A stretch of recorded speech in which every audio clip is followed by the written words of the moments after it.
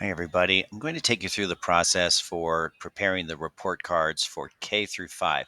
6 through 8, your process is similar, but it's not exactly the same. So I'm going to make a little separate video for you.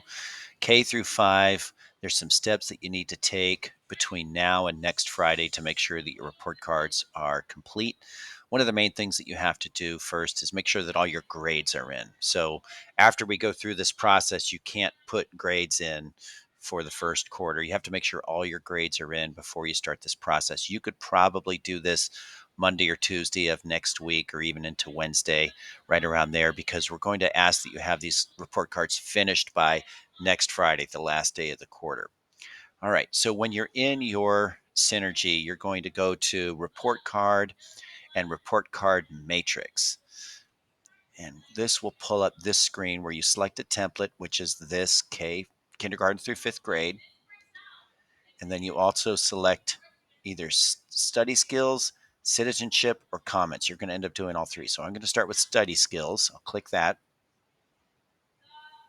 And this comes up with all these pull down menus. So exhibit self control, follows directions, et cetera, all the way over to the right where you could put in comments.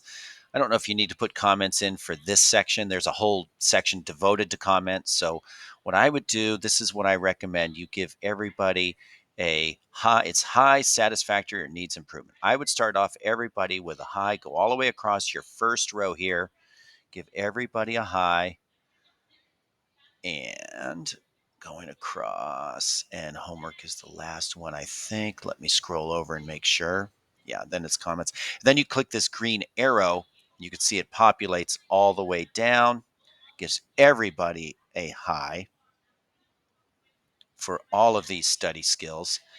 And then what you do is you make adjustments. So I don't know, let's say Kaylani really is needs improvement and this kid is a satisfactory and in uses time effectively, this kid needs improvement. Ismael might not have self-control. So you make the adjustments for the particular students, but you start everybody off with a high and then you make individual adjustments as you go, just considering each child and what their specific study skills are like. And then you click Save Scores right here. Now, I'm not going to do that. This is Maria Ramirez's class, but you click Save Scores there and it saves everybody's study skills. I'm going to click Undo to go back.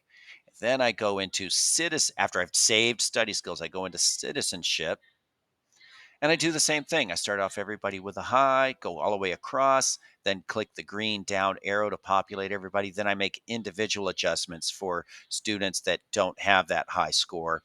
I might add comments here. I might just save that. Then I click save scores. I'm not going to do that. I'm going to click undo because I don't want to do this for Maria Ramirez. So I'll undo to get back out of there.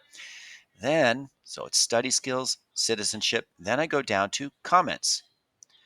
And this is kind of the same thing. I want to write some generic comments that will work for everybody. So thanks so much for a successful, and I'm not a good typer, first quarter. I am so glad you are in my class.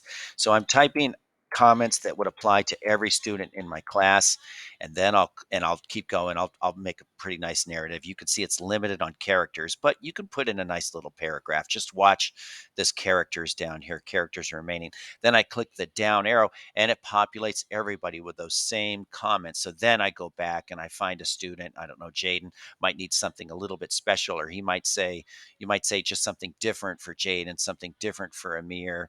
Depending on who the student is, you can make those adjustments. Then, like you did with study skills and citizenship, you'll click Save Scores. I'm going to undo it and go back to here.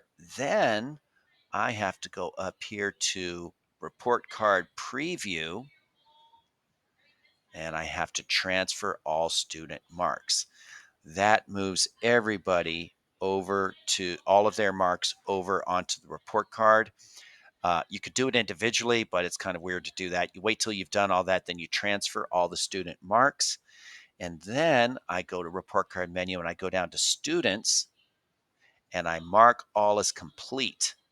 Once I mark everybody as complete, all of those report cards show up in student view and parent view. The parents are able to see it. So it's the last thing you do is mark all as complete. then everybody can see it in student view and parent view. They can print copies if they want. And then what I will do is I will go into Synergy and I run a special report on Friday afternoon after everybody has done all of that. I run a special report that sends it electronically to the parents. You can't do that the way you do it with a progress report, the way you do it on Fridays. You can't do that with a report card. Once you mark it all as complete, you are done, and they can see it in, if they want to, in parent view and student view. They can see it anytime in parent view and student view, but to get it electronically in their email, it's something that I have to do, and I'll do that on Friday afternoon.